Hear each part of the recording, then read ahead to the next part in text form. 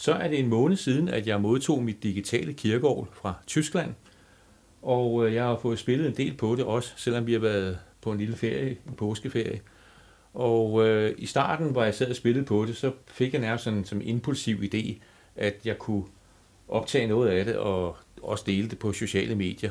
Jeg havde egentlig ikke rigtig forventet nogen reaktion på det, fordi jeg regner ikke sådan mere klassisk musik og kirkemusik er sådan det mest hyper i den sådan store brede sammenhæng. Men der har alligevel været meget positiv feedback på det.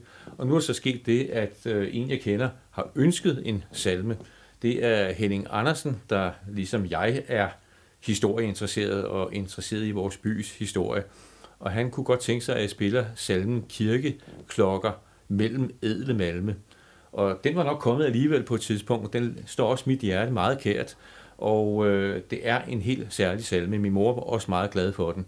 Men jeg spiller den gerne nu i dag, og den er jo skrevet af Grundtvig, teksten, og melodien er skrevet af Henrik Rohn i 1853.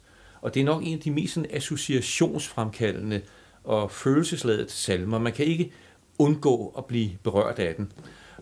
Den handler om et menneske, som vokser op i den lille by, altså man forestiller sig, at vi er ude på landet, og som man hører om hele menneskets liv, hvor vugge til grav, hvor mennesket hører den her kirkeklokke på den lokale landsbykirke, der ringer til glædelige begivenheder, til sørgelige begivenheder og til forskellige ting i kirkeåret. Men man hører også om, at den ringer til påske, til jul osv., så man kan sige, at man kommer både gennem hele kirkeåret, kirkeklokken kommer gennem hele kirkeåret i løbet af salmen, men man kommer også gennem hele menneskets liv fra vugge til grav. Så den har den her dobbelt betydning, som jo mange danske salmer er kendt for og er meget smukt.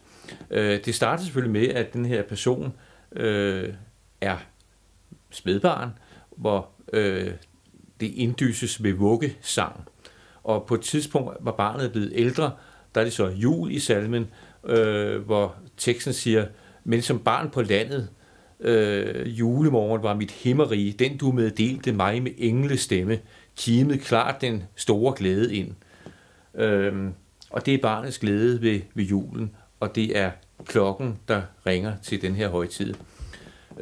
Vers 5 har altid været et særligt vers for mig, og det er noget, jeg har med mange salmer, at jeg har ofte et bestemt vers, som jeg synes, at det er et centralt vers. Det siger mig ligesom lidt mere. Og det er, hvor klokken bekender påsken.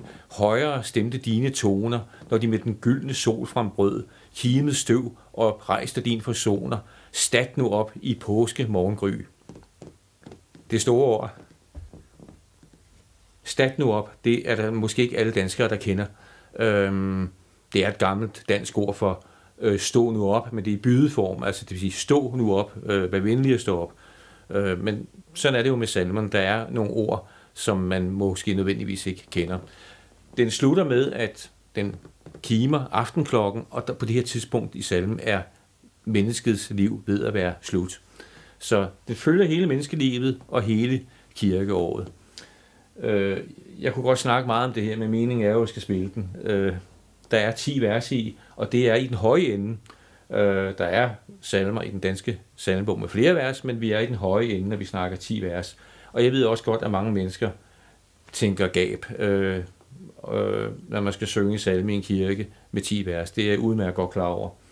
Det eneste, man kan gøre, når man spiller, det er, at man kan variere fra vers til vers. Nogle organister vælger at give den lidt ekstra kraft i det sidste vers, men man kan også vælge at skifte register fra hvert vers. Så det vil jeg gøre i denne her kirkeklokker mellem ædle malme. Så der bliver 10 forskellige registreringer undervejs. Og det er en blid og en meget følelsesladet salme, så derfor er det heller ikke her, at kirkeorglet skal tordne med fuld kraft. Det er blide og afdæmpede stemmer.